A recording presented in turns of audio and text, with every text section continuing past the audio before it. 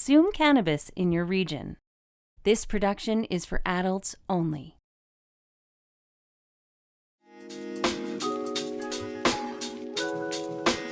Have you seen the Slash? Made by users for users. Engineered for flavor. One of the coolest features around. A built-in loading tool. Learn more at www.stonesmiths.ca.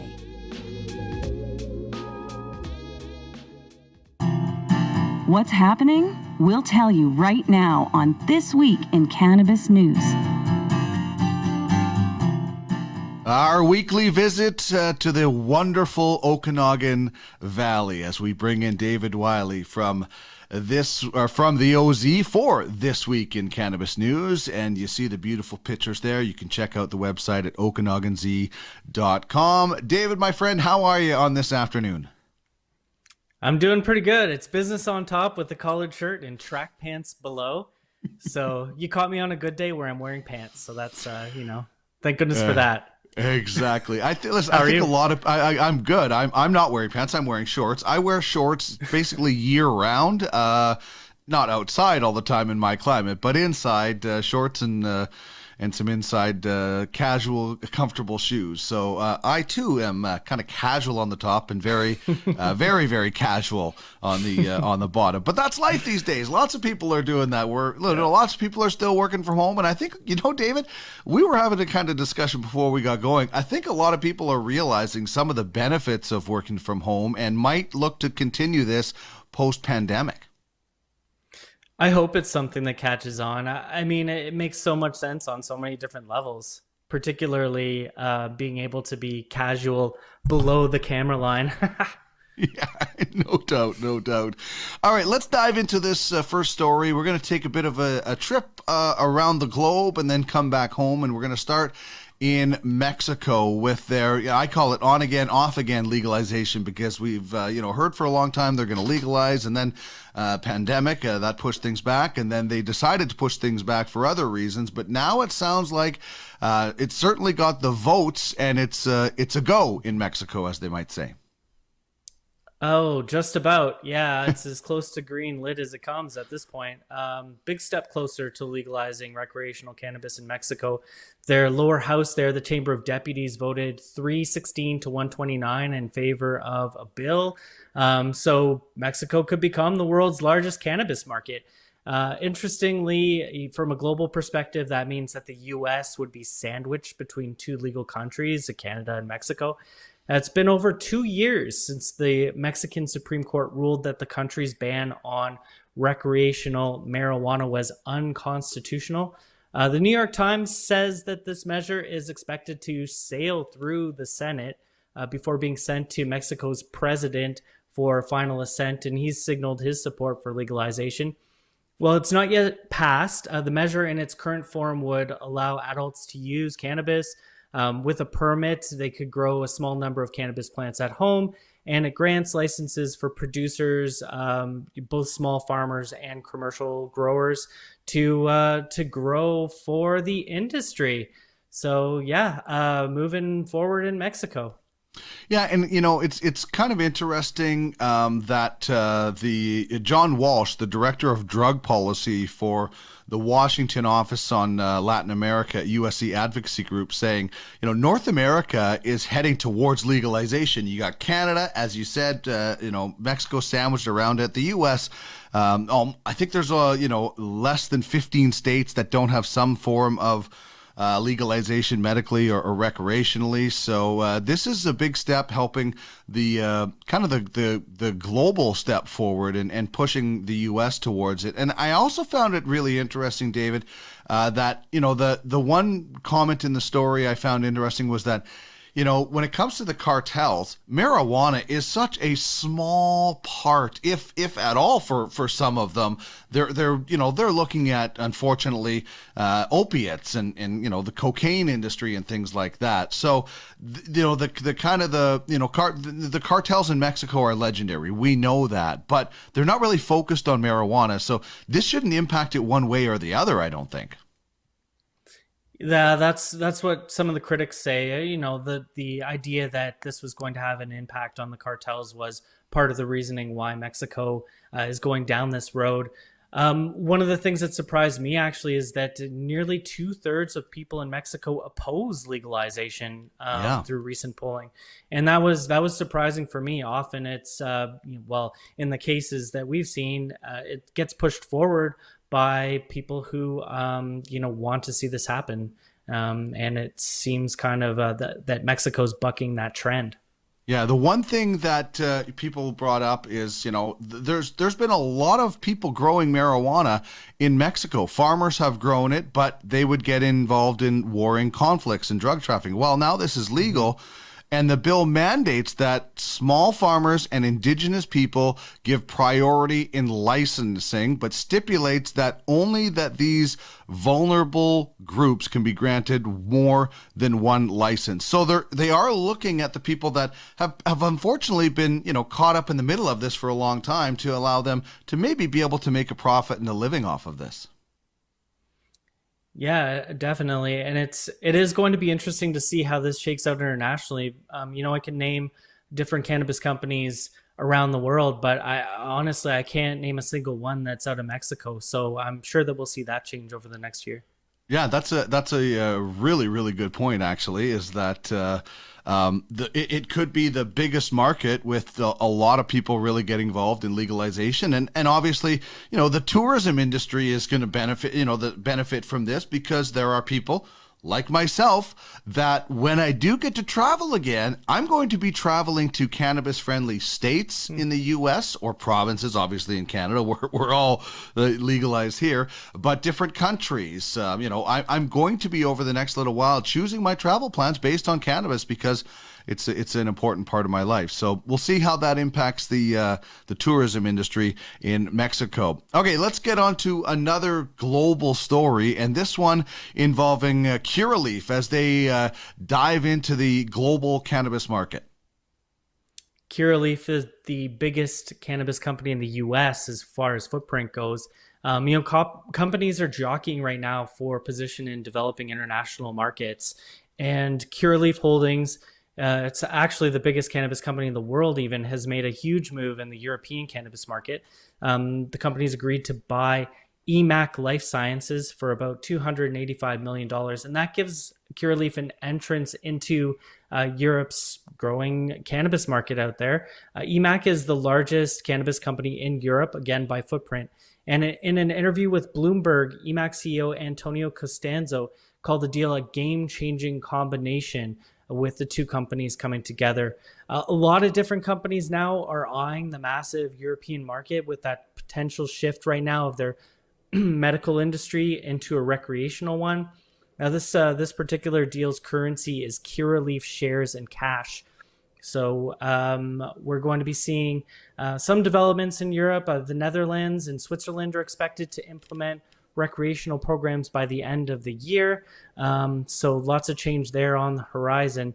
And, U.S. companies have mostly been focused on North America, but are definitely switching their focus now to compete with other Canadian companies overseas. Yeah, and that's so interesting, is that, we've talked a lot about Canadian companies that have, invested in U.S. companies and purchased and, mergers and acquisitions and things like that. And that we've been so focused a lot of the things on the U.S. because they are such a trendsetter. But again, we talked about Mexico, Canada sandwiching the U.S. That puts pressure on them. A global cannabis market really puts pressure. Companies going in the legalization route in Europe really forces the U.S. to look a lot harder at federally legalizing. Yeah, absolutely. And I don't think that there's much question that that's on the agenda. But the more pressure for a speedier entry for legalization across the U.S., could have an impact. Yeah, it's the global market is changing so much, and you can see that if you're looking at news releases for earnings reports for different Canadian companies. A lot of them, medium-sized, large ones, do have a focus on some global growth, and we're also going to be seeing more and more companies buying up the big players, buying the small players for those different tickets to different countries. Mm-hmm. And expanding into the Middle East and Africa. They're talking about countries like Poland, Ukraine, South Africa. There's rumors of Egypt, according to this article. So certainly, the push is on. Now we say lots of countries could be looking at things, and it never does happen. And whether they do it to curry favor with somebody in the political side, and never happens, who knows? But the fact that people are talking about this means that wheel of cannabis is continuing to turn globally, and that that's the best thing ever. So, and you know what, we should be proud as a country that we are playing a role in this. As other than Uruguay, we were the first G7 country to legalize fully. So that's something that we should be proud of, because other countries are going to be looking at our blueprint. But our blueprint isn't particularly perfect either, David, and a lot of countries are going to make changes. And one of the things about our legalization situation and the process is the taxes. We all knew that the government was going to tax and get their piece of the pie, because that was never going to be a question. But now people are saying, do they really have to be that high? I mean, do they like here in Alberta, we have massive excise taxes. So there is some pushback now against the tax system in the cannabis industry. Some really interesting points brought up by stratcan.com. Their question is Canada's method for taxing cannabis flower broken? Got a hold of Tantalus Labs CEO Dan Sutton, who thinks so. Basically, here's how it works in Canada. Cannabis is taxed at 10% of the dried flower selling price, or $1 per gram, so whichever is higher. About 25% of this revenue goes to the federal government, 75% goes to a provincial or territorial government. Now, Sutton says that if cannabis were selling at over $10 a gram, then the percentage formula would kick in. But right now, paying $1 in tax on, say, a $3.50 or a $4 wholesale gram is quite a big piece of that pie. Now, the intention of this was to prevent a phenomenon where Canada hits $1 a gram. And that happened in Oregon. And the fear that it would encourage consumption by young people, because there would be such a large amount of excess cannabis on the market. Now, the tax structure doesn't just impact companies, it impacts us as cannabis enthusiasts, because we're paying essentially tax on tax, and less of our money goes toward buying the actual consumer good. And as flower's marked up, it's taxed again, right, through its journey. So tax and tax and tax along the way. Sutton says the system overall benefits big producers who can actually take the hit on their end, but it's small growers that suffer. So it's a really interesting conundrum. And I know that there's the review process that's underway right now on cannabis legislation, different aspects of it. I'm sure that this is something that's going to get looked at. Yeah, indeed. And, they also discuss in this piece about the medical patient isn't exempt from these taxes as well. And a specific amount of excise tax is invisible to the patient, is the quote from Kelly Seagram, the new business manager at Shelter Cannabis. And I think that's concerning as well. Yeah, 100%. I mean, the medical system is broken, and we've talked about that. And now you're just adding a further cost onto a system that just doesn't work well for the patient. Yeah, you're right. So much focus, and rightfully so, has gone towards legalization of recreational cannabis, and I'm very, very glad for that. But we do need to look at what the medical cannabis system has become, and realize that this is medicine for patients, and that should be a priority. We're still working towards fixing the recreational side, but we've kind of forgotten about, the medical side. We had to do so much dusting, we forgot about the vacuuming or whatever, right? Like there's got to be we've got to have a balance, because the medical side they were the kind of impetus and the real push, a big push, I should say, towards getting legalization going and things like that. So we can't forget about the medical side, and we can't forget, David, about the people that are in jail, that are behind bars because of pot, and the process has been a slow one so far. Fewer than 400 people have been pardoned for prohibition-era cannabis crimes, which seems remarkably low. That's been since about 20 months now that the federal government's unveiled its pot pardon program for possession. Say that 3 times fast. Now, the Parole Board of Canada tells CTV that as of March 1st, officials have granted 395 pardons. Another 251 have actually been rejected due to ineligibility or incompleteness.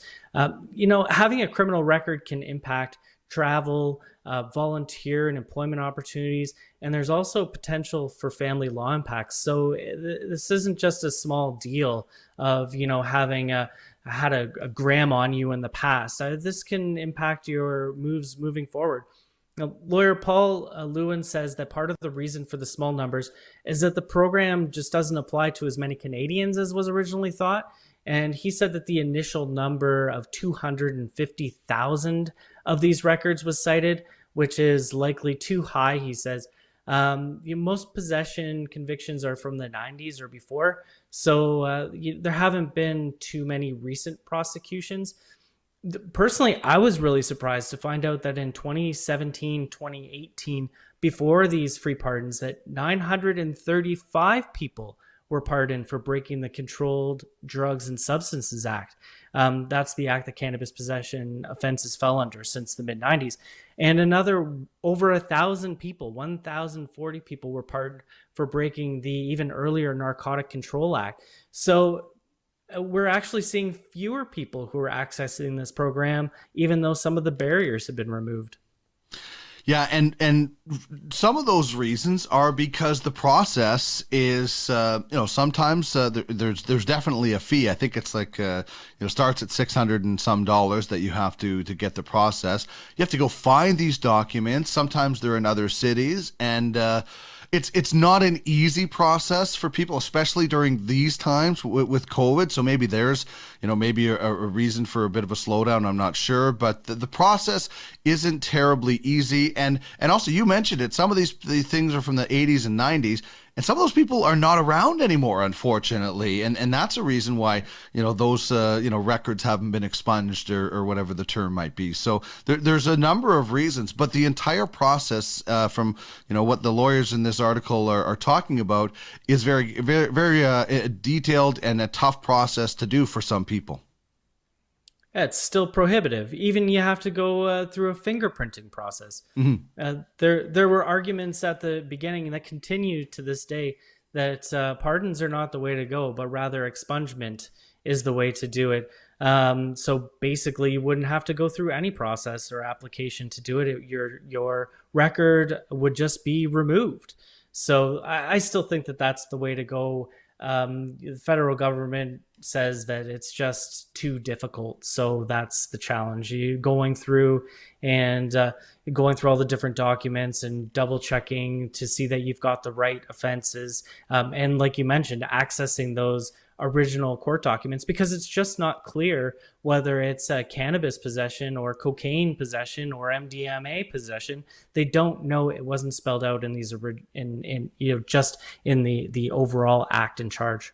Mm-hmm. Yeah, it's as we said at different times with certain things in the legalization process, the government of Canada did the bare minimum, if that. So it's it's legal, but it's incredibly hard to succeed when there are so many regulations of what you can do and can't do. But it is a process. It is still unfolding, and hopefully the process will get easier and faster for some people for sure. So, David, as usual, another excellent episode of This Week in Cannabis News, and people can find an ounce of info at okanaganz.com, and I'm sure you guys are getting closer to this picture that's on the screen right now, weather-wise out there. Oh, I hope so. It takes a little bit of time for everything to green up, but the sunshine is out. Awesome. Thanks so much, David. We'll chat next week. Good to talk to you, Dean.